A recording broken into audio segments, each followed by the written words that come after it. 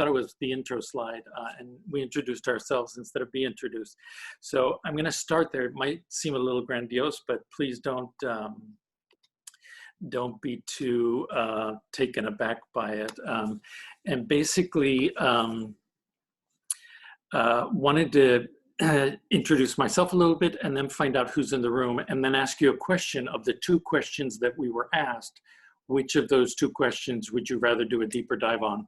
Because depending on which, we could either pick one tool or another that I brought, or if we find that there's a general interest in something else that's of interest, happy to kind of provide the tools and move on, as I described earlier. So my academic affiliation is through GW, and I have a variety of other, if I were to represent international development work, contracting kind of things, the World Bank and USA would be on there, but I was trying to depict relational places where I'm doing activity. Some of it is paid, other is not, and it includes in the technological space, developing standards for engineers to work with artificial intelligence and manage and monitor well-being. It's kind of related to meeting development goals, but instead of in a development focus, it's owners and co-parents, if you will, of artificial intelligence systems, kind of trying to use, how do we monitor the ripple effects of what is this tool or system beyond the space in which we're operating. Do a lot of work in various public sector stuff, and a space where I'm very excited on the yellow side of the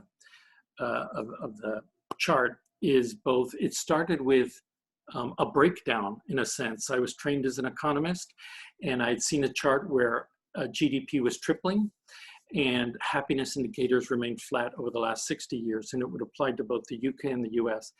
And somebody who was at the time a lead economist in the government of the UK shared that he was starting a project to get the science of happiness out of academic papers and more widely socialized. And so he started this movement called Action for Happiness, and I kind of got involved in social behavior change, both personally, communally, and at scale. And that's led me down this path of what I now call regenerative work, where the model for development isn't scaling growth, for example, but is more about regenerative localism. So it's, some people describe sustainability as minimizing harm, and regenerative work is both restoring health, replenishing and restoring back to, so it's raising the bar from harm reduction to, and growth, which can be strictly extractive, to well-being. So to use a happiness example, fixing a broken arm reduces your misery. It does not make you an Olympic athlete. So the reduction of misery is a powerful development goal. And when we start thinking about regenerating, virtually all countries are maybe developing economies and not just the poor ones. That's a lot of talking, but so that has led to kind of different ways of diagramming the world and making sense of the world. And so I talked a little bit more about myself than I expected to, but I wanted to give you a sense in case you want to ask different kind of questions than the template that we're going to walk through, to just feel free to jump in there. I'd like to take a moment and ask us to go around the room, if folks don't mind, and say who you are, why you joined this group, and what your preference is for so with that, I guess, do I need to call on people, or can folks just, why don't I call on one person, that person calls somebody else? Can we do it that way? Or why don't I take the pressure off of it? I'll make it easy. Anthony, you're first, and I'll just go straight down, whoever I see first. Anthony Jones, can you go first? And everybody it else. Always happens to me. I'm not sure why. I'm always right there in line to the speaker there. So at the front of the class. not sure. Luck of the draw. Hello, everyone. My name is Anthony Jones. I'm calling from Columbus, Ohio, here in the United States. Welcome. I am the president and co-founder of a consulting firm, AJC Solutions, which I really left my full-time employment in 2019 to lead up. I help local governments with their economic development strategies, economic growth programs, as well as policy reforms, both here in the U.S. I've done work in Tanzania as well as in Eastern Europe, Macedonia, and Serbia. I am relatively new to this policy and learning category, so forgive me if I take a little bit of time to fully understand what some of the implementation aspects are of this work. So I'm here to learn really more than anything else, and I've understand the value of networks in my experience here in the U.S., but I want to be able to figure out how to do that more so with my new networks throughout the globe. So not sure if I answered your question, Michael, but I would say my preference for question would be number 2. Some of the tools and structures to make it easier to learn and apply the learning to the work. I target local governments in my activities mostly. Thank you for going first. Thank you for answering. And because we actually have quite a number of people and we have a short amount of time, I'll ask that we try and do this, in how about 30 seconds? So Tony, you got to share more. Anthony, but thank you. It's a blessing and a curse. Thank you. Well done, well done. So Lori, you're next. Lori Winter. You're on mute. You're on mute. You're on mute. My Zoom failure, I tell you. Lori Winter, I am an independent consultant. Recently did some studying in adult education, and therefore I'm interested in the collective learning aspect. And I'm also preferring question 2. Great. Thank you. Pascal, you're up. Hello, everyone. I'm Pascal and from Chemonics. I work with the knowledge management team. More towards, I'll go question 2. Thank you. Sure. Luisa. Hi, my name is Louisa Angel Smith. I'm the Organization Development Manager with the IDEAL activity funded by the Bureau of Humanitarian Assistance and the SID. I'm interested in question 1. Great. Daniel.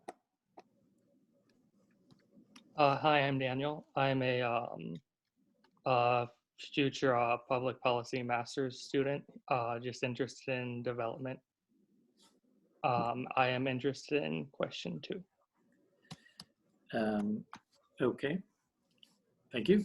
By the way, I just shared one of the resources that'll be for question 1 and the question 2. We'll come back to it next. Patrick, please. Hi, everyone. Patrick Somerville here from LINC. LINC works in about 20 countries around the world. We tend to approach the learning and networking activities from the lens of locally led development or strengthening local actors. I think we would go for question 2. Fantastic. Kara, you're up. Hi, I'm Kara. I'm with Mercy Corps, and I work in program development. So it's constantly looking at how we can harness the lessons learned and intelligence both of our communities as well as our staff in different countries. And I'd be interested in question 2. Thank you. Logan? Hi, my name is Logan. I am the Technical Program Manager covering the Asia region at Chorus International. And I'm primarily interested in question 2. Okay. Caitlin. Hi, I'm Caitlin. I'm an Economic Opportunities Specialist at Making Sense International. And I would just echo what Kara had said, where I'm trying to synthesize information both from our country-based teams, particularly in Ukraine and Sub-Saharan Africa, with some of our learnings at the home office. So question 2 for me. Okay. Melina. Hi, I'm Alina Shishkovsky. I'm a consultant, and I'm, as most people, I'm interested in number 2. I work with an organization that is a private foundation and looking at synthesizing a little bit more of their learning. So I'd be really interested to see some tools on how to do that. So thank you. Okay. Megan. Hi, Megan Scanlon. I am also an independent consultant. I work with foundations and development agencies, development organizations primarily on organizational capacity strengthening and civil society partnerships, and have a real interest in seeing how networks and collectives can operate more effectively. So primarily interested in question 2. Okay. And Melina, did I say your name correctly? Melina? Yes. Hi, my name is Melina. I'm one of the program associates for SID Washington. Great. Thank you. Did I get everybody? Okay. Woohoo! Big applause. Okay. So question 2, clearly it is. I am going to hop around this in a slightly different way. So I mentioned that I like to think, by the way, that, and I'm not going to read this slide, but I like to think that the collective intelligence space is kind of like dark matter.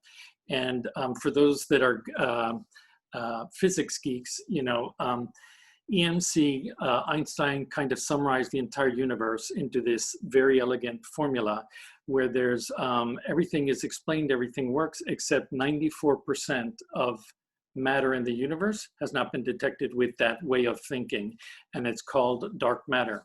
And what has been happening in recent times, and this is kind of some of the leading science in the world, is that, you know, there's a new foundational variable that's been identified, information, that changes whether or not you need to have all this kind of missing dark matter.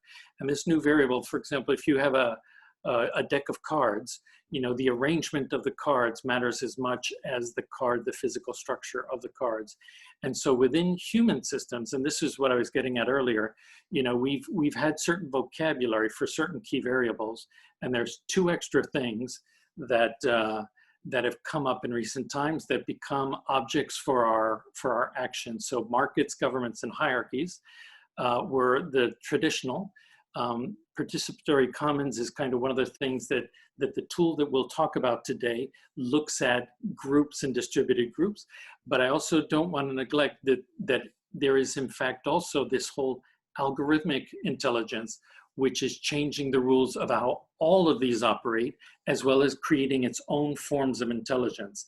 And so something to keep in mind. I see people are texting, chatting, and so I'll try and I'll try and monitor those, but I find I'm not so good at the multitasking. So you heard me talking about, and this was actually part of my, I hadn't intended to show these 2 slides. They were part of the intro that I thought would be shared earlier, but I'm realizing I have to reset the bar.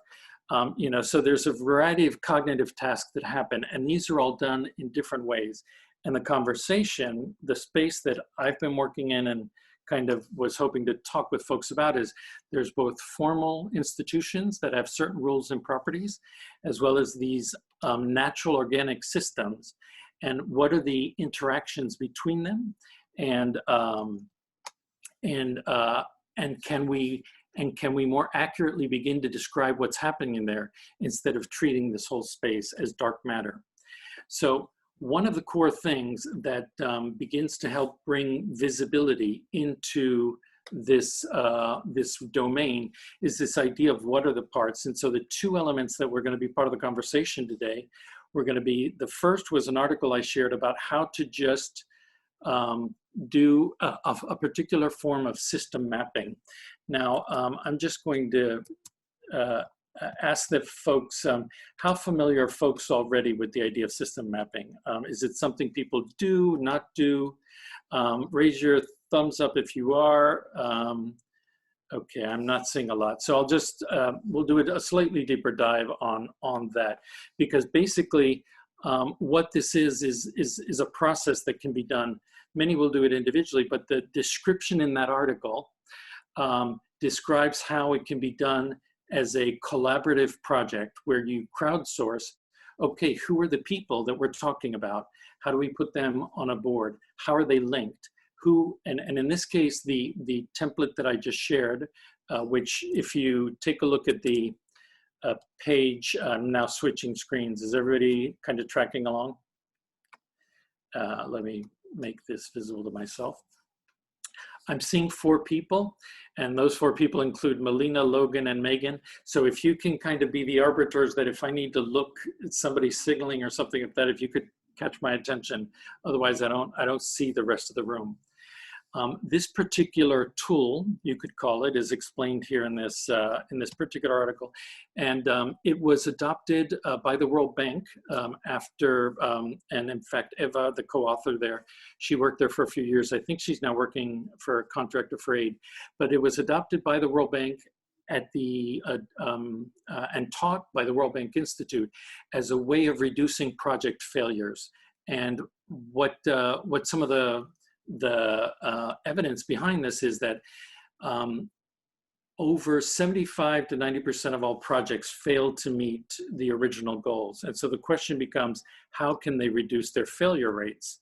And one of the things that is a recurring blind spot is, do people have sufficient visibility into the human ecosystem in which they're operating?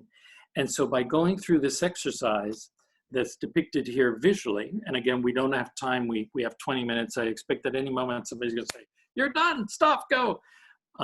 But literally, this has a walkthrough of a process where you can sit down with 2 people or 10 people, and it has been applied, whether it is 2 people in Africa on opposite sides of 2 villages on opposite sides of a river, talking about how to manage the river, and who's involved and what do they care about, or whether it's at the World Bank. This is a paper and pencil kind of tool that enables people to collectively develop. You know, part of collective intelligence is dependent on how do we come to see our ideas together. And so by having a drawing exercise that says who are the actors, how are they connected, are they for or against positive use of this river, and what levels of power do they have, you begin to get a shared view that enables teams to move much more skillfully on the task at hand. Now, I know that's somewhat of a jump through this, but I'm now going to switch to a different view. And one thing I'd like to draw attention to about a system diagram is that it's not only the circles here, you know, the who is involved, but how they are related that becomes a source of tremendous insight. We have 30 seconds. And this other checklist, which we'll make available, begins to look at what are different ways of being related that then create different ripple effects in the way that the system learns or doesn't learn. So I know that was a lot of talking. I hope you got something out of it. I'll share both these tools, and hopefully you'll be able to connect with other people and start talking about whether or not these things are useful. These are like the A, B's, and C's, and there's enormous. Our colleagues for leading those discussions. As we're welcoming folks back, a couple of things. One